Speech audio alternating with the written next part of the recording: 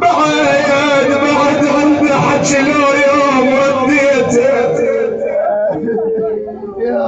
بعد عثار جدمك يمه بيها شموع وبعد ما حزرفتك ما مطفيته يمه المقبره تغطيك كذا بردان يا يمه يا يمه من اسالتها كون تقول غطيته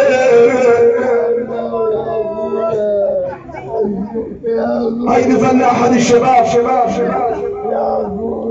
الله يساعد قلبك الفاقد لك اخو راح يعلمك هذا البيت والله حقك تتذكر اخوك قفلنا احد الشباب ورجعنا صعدنا بالسياره نزلت امه قالت بس احاكي حكايه واحده واصعد لان انا اعرفه ابني واعرفه طلعنا علي ما ينام يقول بها امي قلنا لها حكي نزلي حاكي نزلت تسمع وش قالت له كانت ليله بارده قالت له يمه المقبره تغطي كذا بردان ولك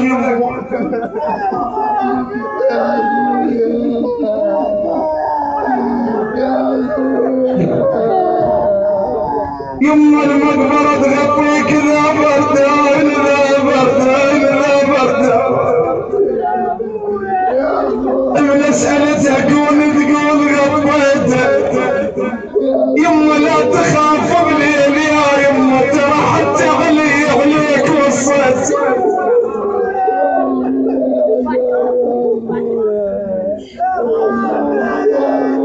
يا صاحبي يستاهلون والله استغفر يمشي عليهم يمه لا تخاف بليل يا يمه يمه ترى حتى عليك وصيت اسوي لك يمه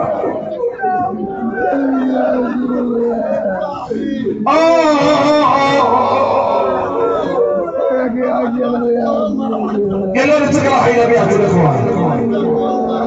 خصوصا هذا القطاع هو يبي شهداء وهو يبي ناس راحت راح اقرا بحق الشهداء بحق اللي فاقد اخوه من تروح للنجف اسمع هذه الابيات تذكرها عدله يا حفار قبر الاخ عدله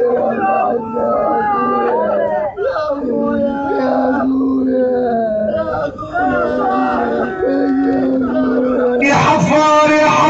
قبر الاخ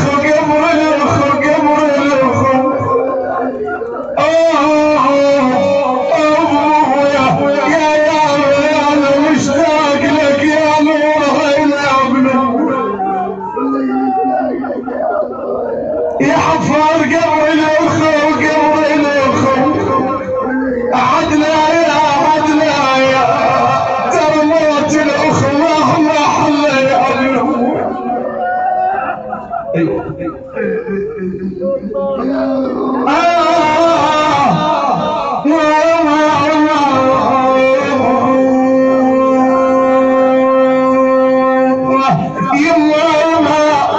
يما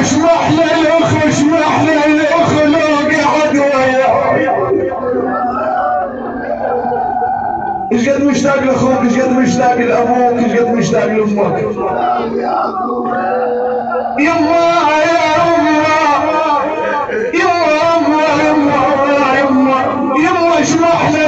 اشمح للاخ لو قعد وياي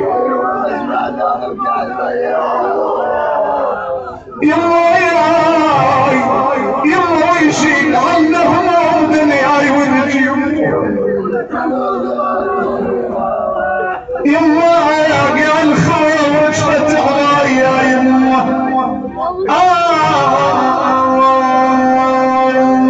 شو تقول للام اسمع هاي مال عماره مال حنا مال ملوحتنا اسمع الام شو تقول يما بيت مال حقه ويبنوا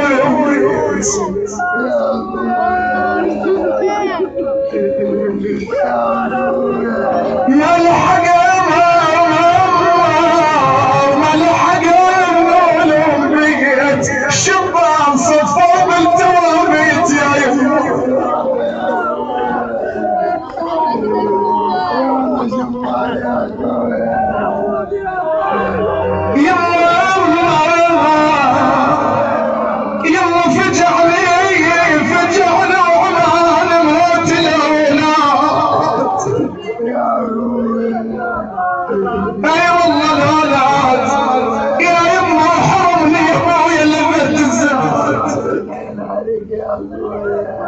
اوف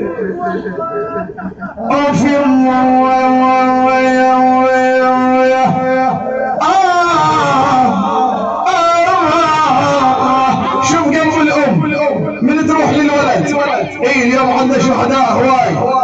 عندنا شباب هواي ما لحقنا عليهم، ما شفناهم، ما لحقت امهاتهم تزوجهم. اسمع الام شو تقول؟ تقول يما كنت بيك